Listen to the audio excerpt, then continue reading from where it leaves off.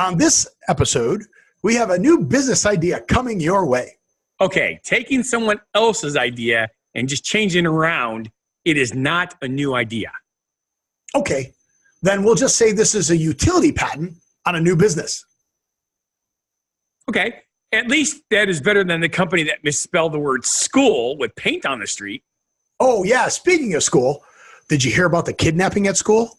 It's fine. He woke up. Very funny. Ha, ha, ha. Just about as funny as a spelling bee. Yeah, let's just get on with the show. Welcome to What Happened to the World Today. I'm Steve. And I'm Scott. And this is a tale of how bad life decisions led to a YouTube show. And, are you ready for this? What else do? We do a podcast. Oh, yeah, podcast. That's what most people listen to us on is the podcast. Because, they're like, you guys don't do a lot of editing anymore. So we're like, yeah, that's fine. Just listen to us. Put it down and listen to us. We don't care. Escape for a little while. But we're going to talk about what we've noticed is going on in the world today. What we've noticed is going on in the world today is the weather's starting to get nice here, and the weather is starting to get nice in the Midwest by you. Yes? It is. We had 2 days over 70 degrees in a row before the thunderstorms and the cold air came back in. And the rain. But it's nice now. We got a beautiful, sunny, and 55-degree day today. That's awesome. Yeah. Look. Ooh, right there. Is that your frozen water bed? That's a Daffy Duck. A daffodil? Yes. Okay, if you say so. So for those of you who are on the podcast, you have to know what a daffodil is. Talking about daffodil. I don't see anything. That goes right into the table. Go listen to us on our podcast. Then he starts talking about stuff like, look. Yes. I was very confused on how he speaks. So what is going on in the world today? I have not yet put together my open mic night for my jokes. I am so sad. I do have a writer now. And Really? The writer actually performed in Second City in Chicago. Okay, means it's not me that's doing your writing. That's good. Well, I mean, you can do some of my writing. Yeah. I do. But he came up with a lot of the bad jokes that I'm not allowed to say, but I'm going to say them anyway. So I'm going to do a whole section on them. Oh, when you say bad, is it bad Santa type bad? Nah, I don't know. Well, we've all heard a lot of these before, right? So what do you call a boy with no arm and legs hanging on your wall? Art. Yes. What do you call a boy with no arm and legs at your front door? Matt. What do you call a boy with no arm and legs in the swimming pool? Bob. What do you call a boy with no arms and legs on two wheels? Axle. What do you call a boy with no arms and legs in your mailbox? Bill. What do you call a boy with no arms and legs in a bank? Buck. How many more you got? Oh, I got a million of them. How many you want? What do you call a boy with no arms and legs covered in glue? Elmer. What do you call a boy with no arms and legs on hot asphalt? Flip. Okay, you come up with a couple that I hadn't heard before, which is amazing. What do you call a boy with no arms and legs under a car? Jack. What do you call a boy with no arms and legs under a steamroller? Lane. What, Lane? Lane, yeah, flat. He's flat. I get it. What do you call a boy with no arms and legs on a stage? Mike. I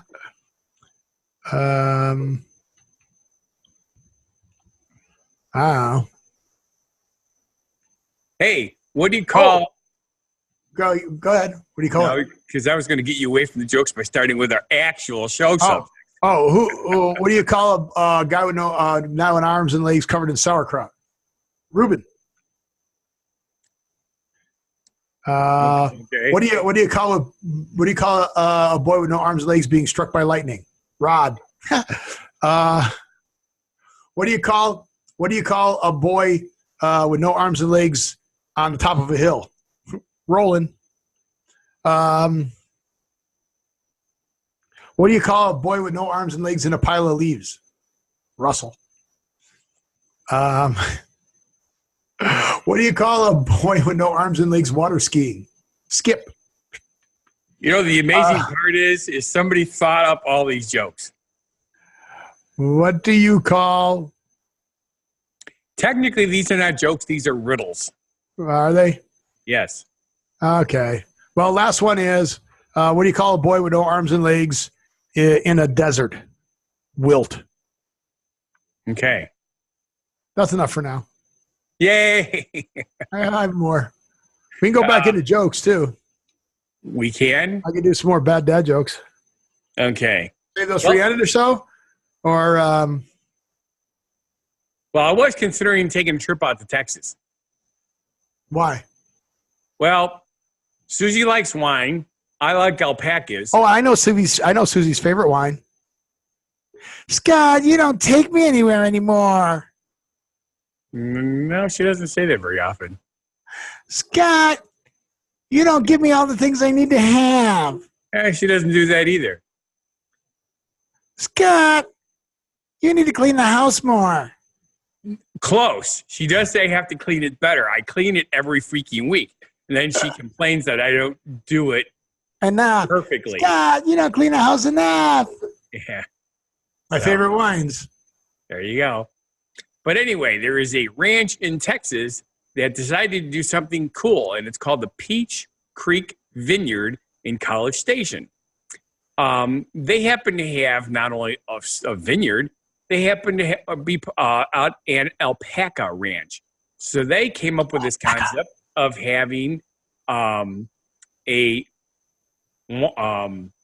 wine tasting and an alpaca event. Okay, so wait, don't alpacas spit like camels? They're not as bad as llamas, but yes, they are known to spit. Okay. Not all alpacas spit, but are capable of doing so. Yes. Again, it's. I have a feeling a lot has to do with training or the. Or abuse. Well, not. I wasn't going to use that word. I was going to say, animals have a tendency to personality-wise. Right, they're the care of the people that they're with. So if you're kind of a sharp person with your voice, the odds are if you have a pet like a dog, your dog is also going to pick up on that and be kind of sharp with his bark. If you're a mellow person, you have a better chance of having a nice mellow dog that's going to sit in your lap all day. You know, just the way it works. It's not 100% that way, but it's, it's strong. All right. So the 6 differences between alpacas and llamas are alpacas' ears have shorter spear-like shapes, so llamas are longer. Alpacas generally weigh around 150 pounds, while llamas can go as heavy as 400 pounds. Right. Hello. Llamas have a longer face. Llama walks into a bar. Bartender says, "Hey, why the long face?" But alpacas are a bit more blunt. Yes, they tell it straight to your face. For more than 5,000 years, alpacas have been bred for their fiber. For their fiber? What they eat? Llamas have been bred for the amount of time they're pack animals and for meat. Their hair, alpaca hair is much herd. Alpacas are very much herd animals. While llamas are more independent, alpacas also tend to be a bit more skittish than llamas. Right. Often used to guard animals for alpacas, sheep, and other small livestock. I don't even understand that one. So there you go, disposition, but it doesn't say anything about spitting. Okay, so they had alpacas and wine. So is this the new trend? Is this okay? Here comes Stephen Scott business idea. So you saw you do the yoga with the goats. With the goats. Yeah. You do wine with alpacas. Right. Okay. So what other animal and event can you combine together that you can make money off of? Like they already do snakes in church. So we have to come up with something else. But that's the idea. You got to combine. You got to come up with an animal event, an animal and a thing event, and then you charge people to go. Don't you have a lot of scorpions in Las Vegas? Yeah, they have that already. They have scorpions in mezcal, tequila. Yeah. All right. So we already got that. That's already out there. So you got more reptiles out there, which are kind of cool. I mean, we got a lot of cows, so I guess we could do something with cows. But what would we do with cows? I don't know, tipping? Ice cream and cow day? Well, they could. Ben and Jerry's does the free scoop day that they hook up with stuff, and they kind of have that cow logo. No, that's true. And of course, we do have milk days at Harvard. But that's the idea. That's the idea. You got to come up with some kind of event and just bring animals to it, and people will go nuts. And maybe we'll get as lucky as these people did. They did not expect this kind of a turnout. They had. Well, they sold out in 24 hours. 24 hours. Yep. 1,000 people. And no, they turned away more than 1,000 people. Oh, turned away 1,000. So it doesn't say how many people they were able to handle. Oh, 10. They ended up turning away 1,000. But they turned away 1,000. That's good. So, yeah, this is another crappy article. I keep telling Scott, stop getting articles from this place because the articles are really short and there's no information on them at all. I just think the concepts are cool, and I should probably look for more information on them from other sites. Yeah, I wonder if you just put it in the search, if you could actually find other stuff. Like actually go to the Peach Creek Vineyards.com and see. Oh yeah, there it is. That's my wife says cool. I can have one big glass of wine glass. Holy shit! That's a big Carl. That's a big Carl.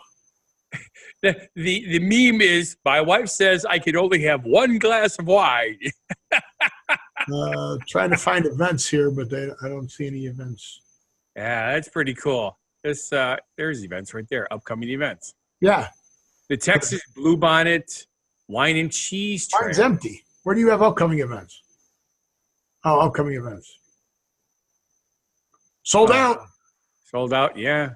Wine and Cheese Trail. Keep watching for new events. So Wine and Cheese Trail, what's that? The Wine and Cheese Trail. They put cheese down you like a mouse, and you got to find cheese at the end. Hey, you go into the wine maze, there's a piece of cheese at the end of this.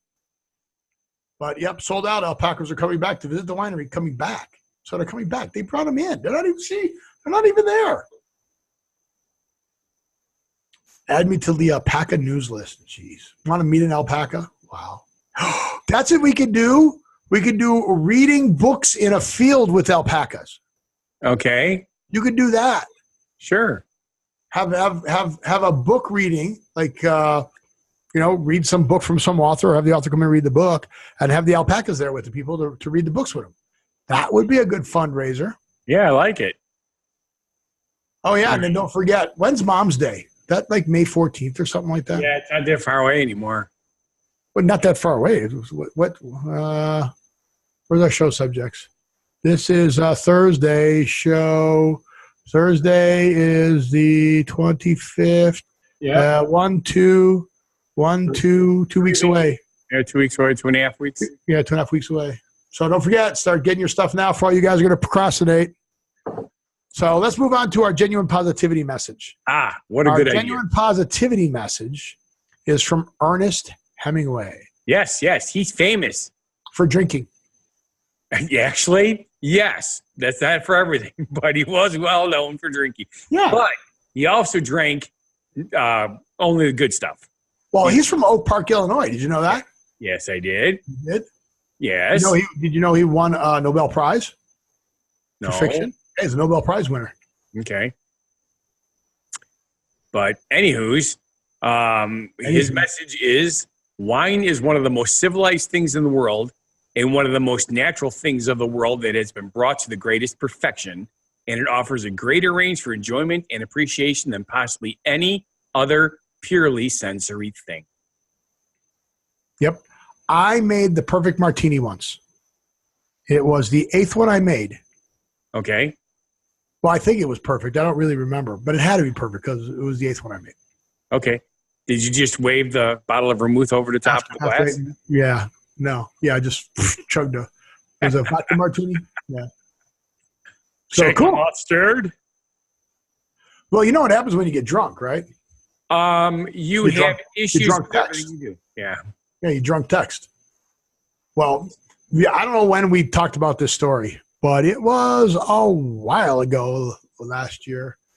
But a Florida town They painted the school crossings, but they painted school SCOHOL. Is that?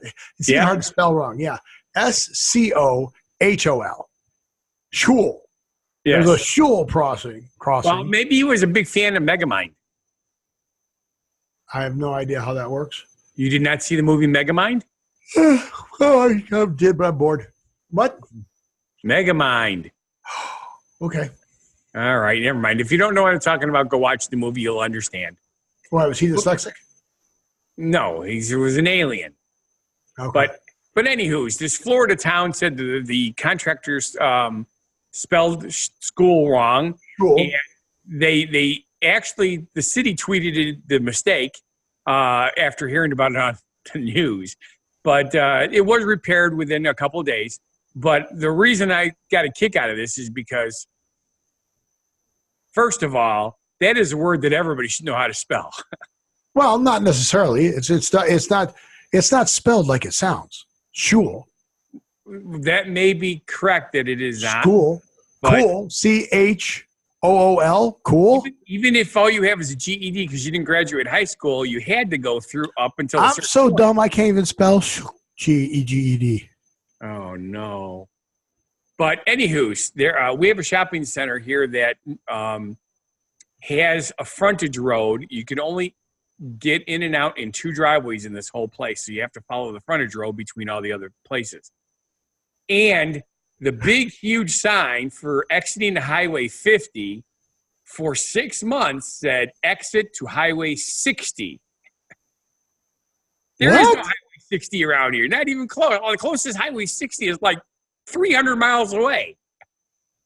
And it had 60. Yes, instead of 50. They were off by 1 number.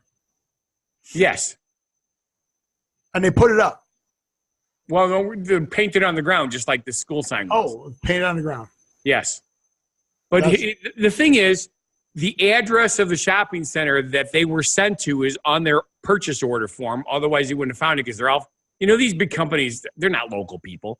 They come from the big cities usually. Right, because it's expensive to have all this equipment. Yes. So you have to be able to be busy. I'm not doing all of that. You know that they had to use GPS to get there. So they have the right number on their PO forms. How can you not tell the difference between a 6 and a 5?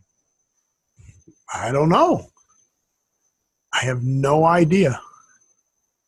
So they made our local paper and everything, of course. Of course. A horse is a horse, of course. So we always talk about record breaking. Yes. I didn't even know this was a record. Okay. And I'm not sure how it could be a record. I don't know because okay. So I'm just going to tell you what the Guinness World Book record is. Okay. A man watched Captain Marvel 116 times. Yeah, I saw that too. And he broke a Guinness World Book record on this. Now, is it the amount of minutes? Yes. That he watched? That's it? All you had to do is watch it for that. Do you get to go? He said at least to go to 104 screenings to break the current record, most times seen the same movie in the theater. Yes. Is it all in one sitting or just go see it? No, you just keep going to see it, but you have to have pictures taken. You have to have eyewitnesses to verify everything. Well, why don't you just have the ticket? You got to have all the receipts. Well, no, because you could buy the ticket and then just not see the movie and say you were there. They have to have proof. They have to have pictures of them walking up to the screen, at the beginning of the movie and stuff like that. All right, so what's this guy's name? This guy's name is Steve. Good and name. He's from Wisconsin. Rupel of Weston, Wisconsin? Yes. Where's Weston, Wisconsin? I'm not sure, and I don't even have this up. I just remember reading this. I'm remembering a lot of this. He also has 4 other world records. Yeah, well, that's the other thing, right? There are people that specifically chase world records. Okay, yeah. I mean, they chase it. It was stupid. Okay, because here's one of his other ones that he has. I'm trying to find Weston. Weston is right dab in the middle. It's north of Stevens Point and just south of Wausau. Okay. Well, yeah. It's between Eau Claire and Green Bay. Right. Stevens Point is the college town. Wausau is the business city. Yeah. All right. So another record that he holds is running a half marathon while wearing the most shirts, number of shirts. Yep. What? Really? Really? So it's not enough to just put on the most number of shirts, but you got to put on the most number of shirts and run a marathon. Correct. Okay. Did you realize that with that many shirts on, how overheated you become? Did he have to run the whole marathon? No, it's only a half marathon, but that's pretty impressive. I'm running a 5K coming up, which we'll talk about in a show later. In a show coming to you. Yeah, whatever. Doesn't matter. But the other one, it's the fastest time to drink 1 liter of gravy. Yes. 1 minute. Like a minute and 12 seconds or something? Yeah. Yeah. And I know you're reading this because I know that no, you don't. No, I am not reading this. But no, you don't know. No. Just no. I'm not. No. I actually remembered these because there's no way you actually remembered something. But I did not put it in the show because you don't like it when I do it too often. So I skipped that one. Yeah, we haven't done it in a while, so oh well. All right, so we are actually running out of time. Yes. So let's do our phrase origin story. Okay, so why are spelling bees, phrase origin story, why are spelling bees called spelling bees? It's cool, isn't it? Well, first of all, what is the spelling bee? Wait. It's cool, is it? I don't know. I didn't read them. You didn't read it. Okay, well, I did. Anyway, spelling bee, what it really means is it's a spelling competition. Yes. But the word bee, as used in spelling bee, is one of those words that could you please use that in a sentence? Wow, why is this in here? Because you did it all up. Okay. Anyway, it refers to a community social gathering at which friends and neighbors join together in a single activity. Sewing, quilting, barn raising, etc. to help one person or a family. The earliest known example. Could you tell me the origin, please? I'm working on it. I'm stalling. Have you not ever watched the spelling bee? These are all topical things that people say to buy time. Oh, no, I don't watch them. I did see a movie about it once. Wow. The earliest known examples in print is a spinning bee in 1769. Other early occurrences are husking bee in 1816, apple bee in 1827. I've eaten there. Yes, you have. And logging bee in 1836. Spelling bee is apparently an American term. It first appeared in print in 1875, but it seems certain that the word was used orally for several years before. You said orally. I did, because we are an oral show. Yeah, so like they go, please spell the word references. Could I have the origin of the word? References is a Germanic word from the English language with a Latin background. Could you please use it in a sentence? I checked his references when we were having him apply for a job. Okay, references. REFERENCES.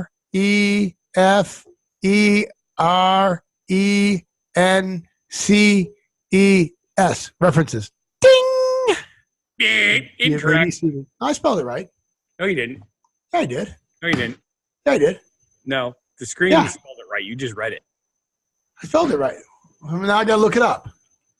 Well, it doesn't matter. I don't remember what I spelled it. Well, play it back and you can check it. That's okay. That is okay? All right. With that, I want to say thank you for watching. And if you feel a show is not a bad life decision, please subscribe, like, watch our other shows and channels. Go to whathappened.world.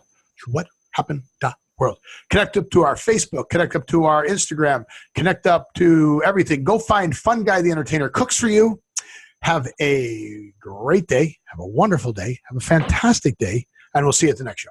Be genuinely positive, live and love life, and have a good one. Be crazy, just